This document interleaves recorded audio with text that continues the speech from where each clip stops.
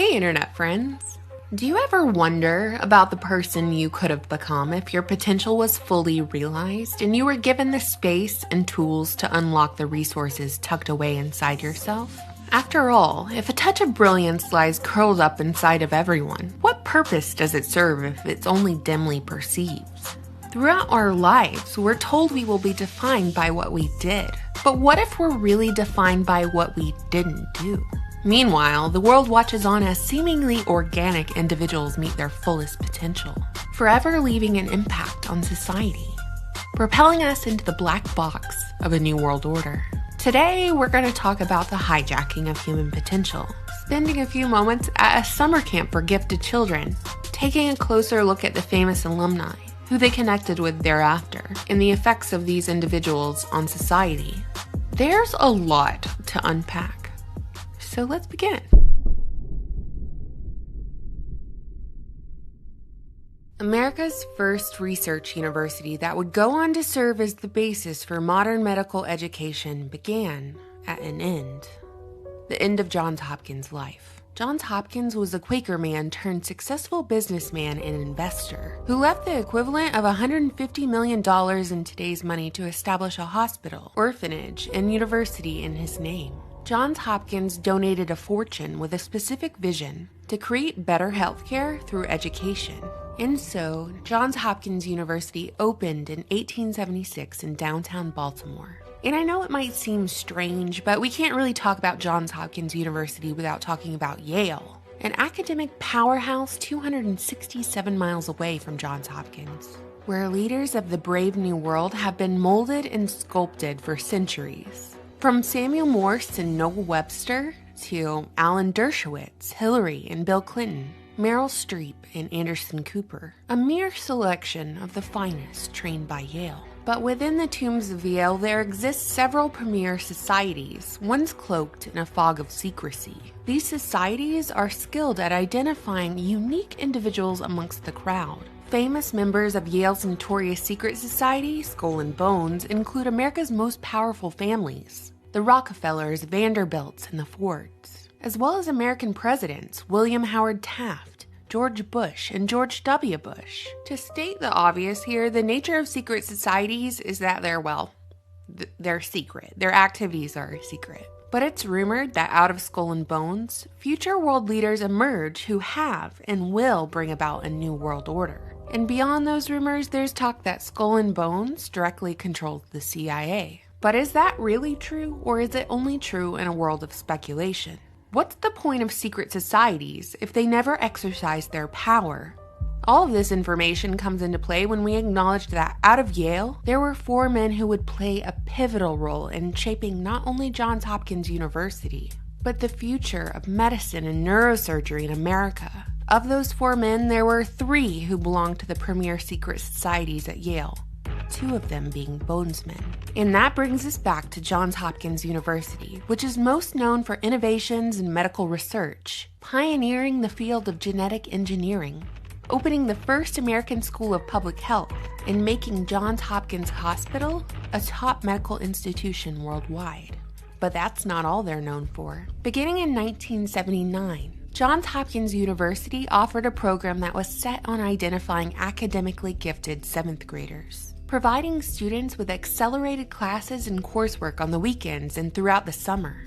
Dr. Julian Stanley was the mastermind behind the program, using the SAT or Scholastic Aptitude Test to identify exceptionally talented middle school students. Originally from Macon, Georgia, Dr. Stanley served in the Army Air Corps Chemical Warfare Division during the Second World War. When he returned, he completed his education at Harvard, taking a teaching position in educational psychology at several different colleges, eventually ascending to Stanford University, then finally, Johns Hopkins. Dr. Stanley was famous for his work in psychometrics, or the science of measuring mental capabilities and processes. He modeled what would become the Johns Hopkins Center for Talented Youth from a pre-existing study, the Genetic Studies of Genius series, which meant he measured the effects of short and long-term rigorous academic studies by following his students throughout their lives. Historically, the talent search involved taking the SAT in 7th grade. Admittance into the program required scores as good or better than 50% of college-bound juniors and seniors. And while the intense curriculum covers everything from math to robots to monsters, as far as I can tell, the program varies from student to student. Over the decades, programs that identified academically gifted individuals popped up at various institutions across the world. But the Center for Talented Youth has emerged as a leader in identifying exceptional talent, and boasts alumni like the co-founder of Google, Sergey Brin, founder of Facebook, Mark Zuckerberg, entertainer and Grammy winner Lady Gaga, and presidential candidate Andrew Yang. The ease of tracking gifted individuals who are processed through the Center for Talented Youth and other programs like it is important to keep in your back pocket for the rest of this video. I have no interest in villainizing or defaming gifted programs, the individuals who attend them, or Johns Hopkins University and its professors.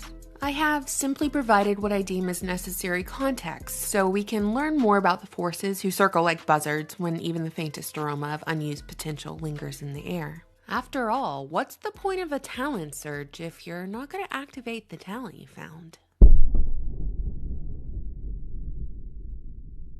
The intoxicating tales of fame and success rarely address the most important factor involved in ascending to the upper echelon of society, gaining access to networks of power and influence. Luckily, to demonstrate this principle, I have a handful of famous alumni here, all bound by the strings of time and a web of connections that seem to lead back to one place.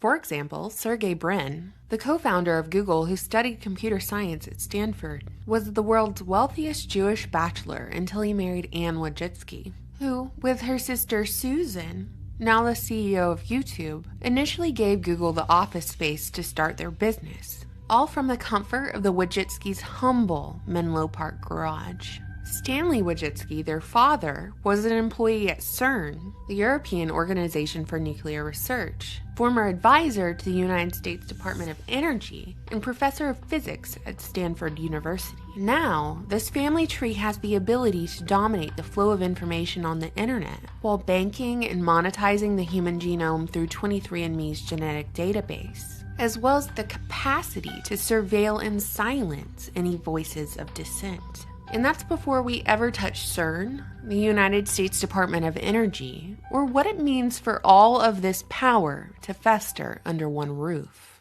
Are we having fun yet? Let's follow the web of connections even further. In 1998, Amazon founder and now Washington Post owner Jeff Bezos invested $250,000 in Google. And bear in mind, it's now been revealed how cozy Jeff Bezos and the CIA have gotten in the last decade. In 1999, the former CEO of Lockheed Martin founded In-Q-Tel with the mission to identify and invest in camps developing cutting-edge technologies that serve the United States' national security interests. In other words, In-Q-Tel was the CIA's technology investment arm, a way for the CIA to get access to technology being created in the private sector. In-Q-Tel is named after Agent Q, the fictional MI6 agent who made gadgets and other wizardry for James Bond. Early on, In-Q-Tel invested in a company that provided satellite images and maps, and was later purchased by Google, becoming Google Earth. Over the years, In-Q-Tel has dominated Silicon Valley with taxpayer money. But that's not all. We can't forget Mark Zuckerberg, who reportedly spent 3 years with the Center for Talented Youth. In 2004, Zuckerberg founded a social network with endless data mining and surveillance capabilities. Facebook had only reached a few university campuses when it received funding from Peter Thiel, PayPal's co-founder and alumni of Stanford University, who also worked alongside In-Q-Tel with his big data analytics software company. The next capital injections came from Peter Thiel's partners in a company called Accel, with partner and former Honeywell employee Jeff Rothschild in the front seat. The man in charge of the whole Accel operation was Jim Breyer. Now I know I'm throwing out a lot of names, but trust me, here's where it gets good. Big Papa Jim Breyer hails from New Haven, Connecticut, and according to his biography, he's the son of Jewish-Hungarian parents. His father was an executive at the International Data Group, while his mother was an executive at Honeywell, a company where the previously mentioned Jeff Rothschild was an engineer.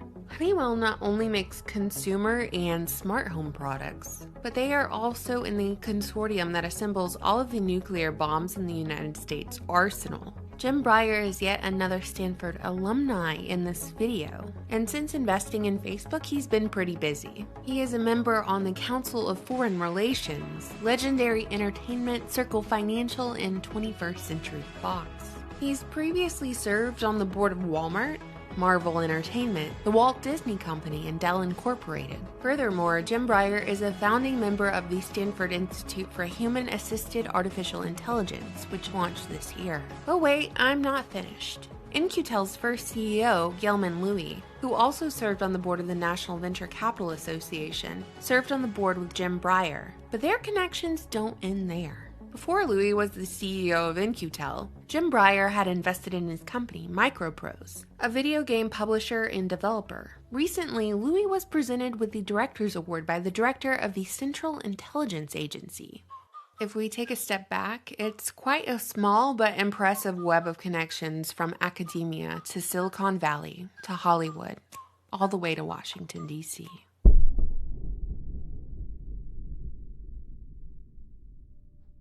You could definitely make the argument that if it's a program's goal to find the most gifted of students, it's a given that some of those students would move on to become successful and well-known.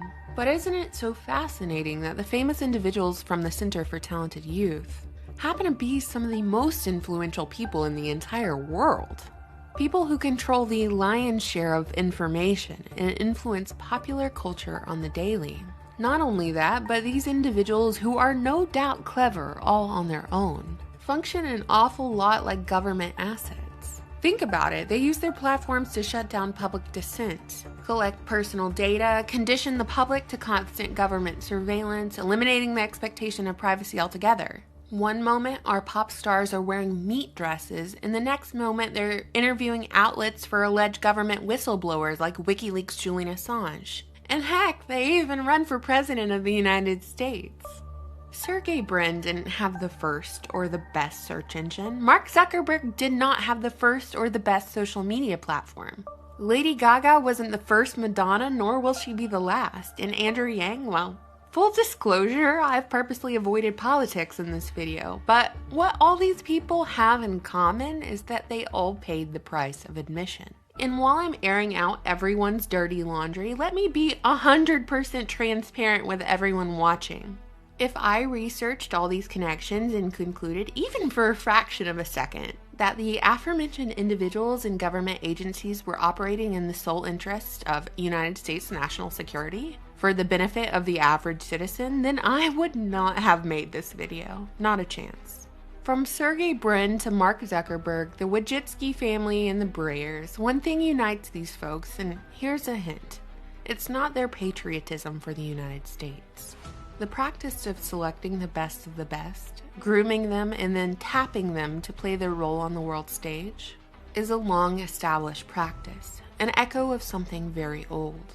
Not exclusive to Yale's Skull and Bones or headhunters who prey on harmless academic programs for talented youth. But it would seem that now, in the age of endless information, the methods of deception are equally as endless.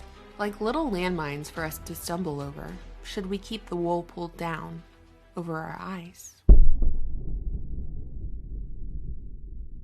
What do you think, internet friends? Let me know. You know, I always look forward to reading your comments. I have a new website where you can find me should anything happen to my YouTube channel. If you like my work, please sign up for my newsletter on there and support my channel on Patreon. Bye!